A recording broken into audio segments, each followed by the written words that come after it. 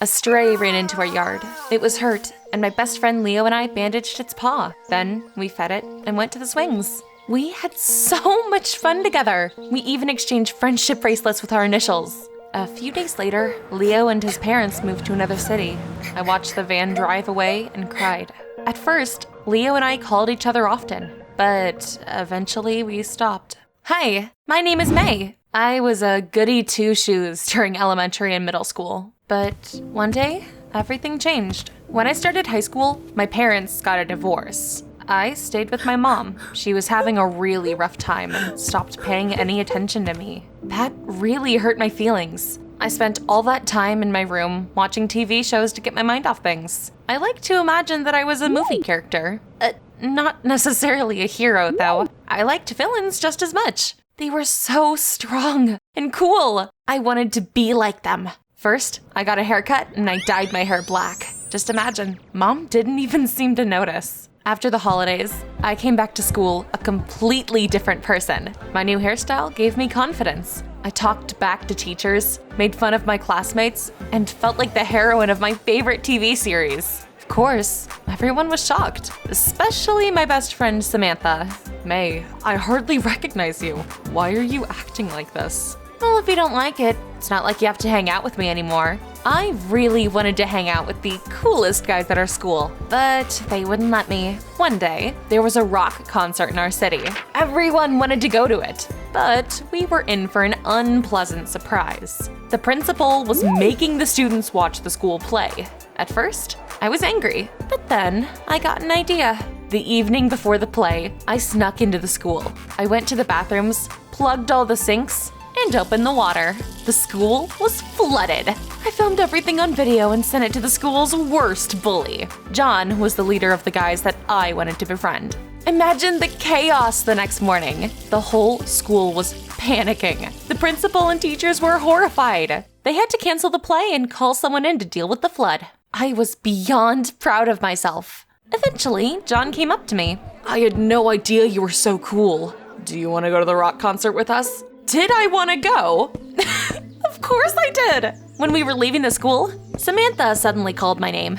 She asked me to come to my senses and not fall in with the wrong crowd, but I just brushed her off. The concert was the most awesome thing ever, and I really went wild there. Then we kept hanging out even though it was so late. John said I had to pass 3 tests to join their gang. First, I had to tell the principal that I had been the one to flood the school. That would completely ruin my reputation as the good girl. Second, I was supposed to get a real tattoo. He promised to tell me about the 3rd test after I'd passed the first 2. I wanted to look cool, so I agreed. The next day, the principal was trying to figure out who was responsible for the flood. And during the break, I came to his office and confessed to everything. He was not expecting that. He looked at me with his mouth wide open and started yelling. He called my mom to the school. May, what on earth were you thinking? How could you do something like this? Oh, don't start scolding me now. It's not like you care about me. We had a fight, and I ran out of the office and loudly slammed the door. I ran into John by the school entrance. He looked happy, and he suggested I pass the 2nd test. We went to the tattoo parlor where his cousin worked. John told me that minors could only get tattoos if their parents came with them, but his brother had made an exception just for us. When I was getting the tattoo, my adrenaline was going through the roof. I felt grown up and free. After doing something that crazy and going to the rock concert, I decided I would completely change my look. I cut my hair even shorter to look like a punk, and I bought a spiked leather choker, army boots, and a leather jacket. The final look was amazing. In the evening, I came home and ran into my mother. She was speechless when she saw me. When she noticed my tattoo, she started yelling. What have you done to yourself?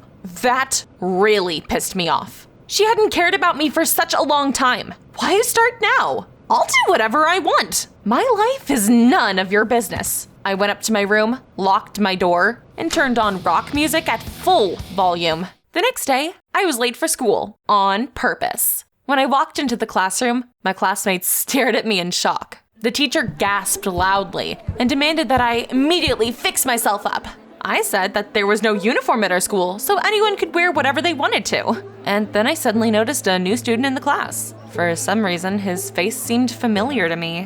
Where could we have met before? After the class, he suddenly came up to me. Hi, you don't recognize me? I'm Leo. I was so surprised, I didn't know what to say. Of course! We used to be friends when we were kids! It turned out that his family had recently moved back into the city. Meeting him made me happy, and I immediately dragged Leo to my new friends. But he wasn't welcome there. Everyone started making fun of him because Leo looked too boring. John even insulted him. Leo was about to leave and looked at me questioningly.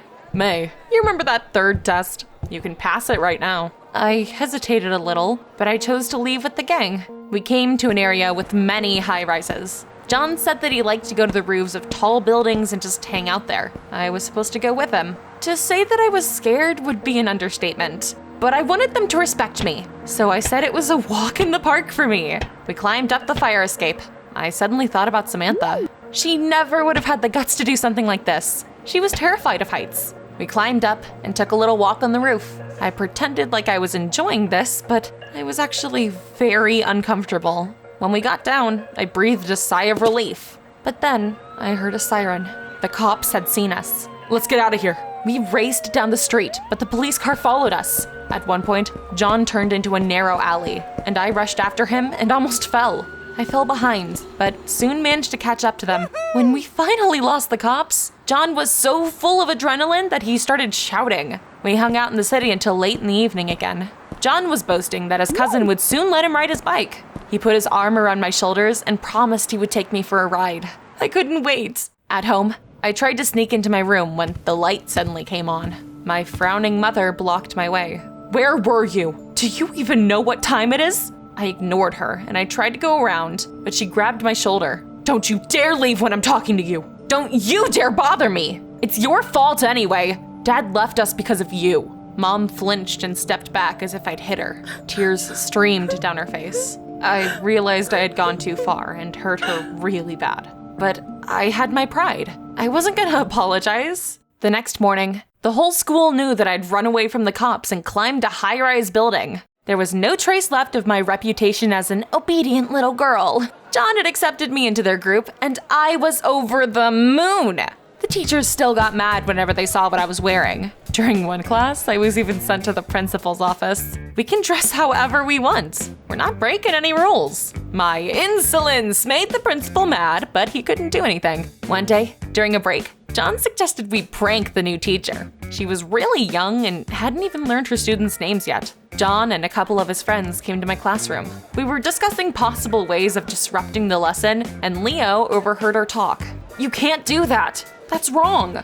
Deep down, I agreed with him, but I couldn't admit that kind of thing in front of John, so I called Leo a bore. Samantha tried to take his side, but we made fun of her. The class turned into a circus. We talked loudly, threw paper, and didn't pay any attention to the teacher. At some point, John turned on the Bluetooth speaker and heavy rock rumbled from it. The teacher didn't know what to do and almost burst out crying. Leo couldn't stand it any longer. He came up to her and told her that John and his friends weren't even supposed to be in this class. The teacher went to the principal and they were told to leave. John got really angry and promised Leo that he would regret that. One evening, I went out for a walk. All of a sudden, a biker pulled up next to me and offered me a ride. Wow, John's brother had finally let him take his bike for a spin. I sat behind him, hugged him tightly, and we took off. It was incredible. Unlike hanging out on rooftops, I loved this. We drove around the city, and then John gave me a ride home. I kept thinking about him and our ride all night long.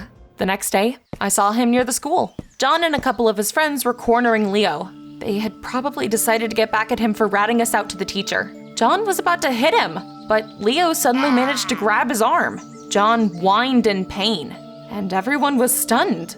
The move looked impressive. No one had expected anything like that from Leo. He let go of John, picked his backpack up from the ground, and calmly went to school. The day passed normally, and in the evening, I was in for an unpleasant surprise. When I got home, Mom locked me in my room and took the key with her. I was furious. I tried to argue, but she wouldn't let me out. After calming down a little, I sat at the table and looked out the window. All of a sudden, I saw a bike drive up to our house. It was John again. I really wanted to go for a ride with him, and I was not about to let my mom stop me. I climbed out the window, carefully got down, and went up to John. We started driving through the streets again. Then, he brought me to a hill on the outskirts to take in the beautiful city view. We admired it for some time without even getting off the bike, and then we started driving back. I liked that we didn't talk much. It made our trips really mysterious and romantic. When John brought me home, I climbed back up into my room through the window. I was about to go to bed when my lamp suddenly lit up. Mom was sitting on my bed. At first, she glared at me with a frown, but then she sighed heavily. "May, let's talk. I know I haven't paid a lot of attention to you, but you need to understand me too." I still felt ashamed for what I'd said about Dad, but instead of apologizing, I just acted rude again. She shouldn't have locked me up. Mom got angry. She suddenly got up from the bed and said that I had a curfew from then on. I decided right then I would absolutely be breaking it. A curfew was the last thing I needed. The next day, I skipped school and I went to the tattoo parlor in the evening. I decided I would get a piercing. To my surprise, I noticed a familiar bike by the door. After John's brother pierced my nose, I told him that I really loved riding his bike. What? Who were you riding it with? With John. He frowned and said that he hadn't let his brother use his bike. That really surprised me. Maybe John had taken it without permission? As I was leaving the salon, Samantha suddenly called me. When I saw her number, I winced. I didn't want to listen to another lecture, so I decided I wouldn't answer. I didn't want to go home because of the stupid curfew, so I went to a 24-hour diner. I ordered a burger and Coke, and I sat down at the far table. Mom kept calling me, so I kept declining the calls. And eventually, I just turned my phone off altogether. I dozed off a little in the morning, but a waitress woke me up. I had to leave the cafe and drag myself to school. A crowd had gathered by the classroom, and my classmates were all discussing something. When I approached them, they fell silent and looked at me accusatorily. Before I could ask what happened, the principal came up to me and dragged me to his office. It turned out that the day before, someone had locked Samantha on the school roof after classes. She was terribly afraid of heights, so she had had a nervous breakdown and had to be taken to hospital. At first, the principal had suspected John, but John and his friends said that I had grown tired of Samantha and I had done it. I was shocked. I couldn't believe that he would set me up like that. Then, John walked into the office. The principal questioned him again, and he blamed me for everything. I didn't understand. Why was he acting like that? What about our bike rides? I thought he liked me. The principal called my mom again. He said that I had crossed all the boundaries and I would be expelled from school. Mom didn't even say anything. I felt crushed. Samantha had called me the day before and I hadn't even answered. Maybe if I had talked to her, everything would have been fine.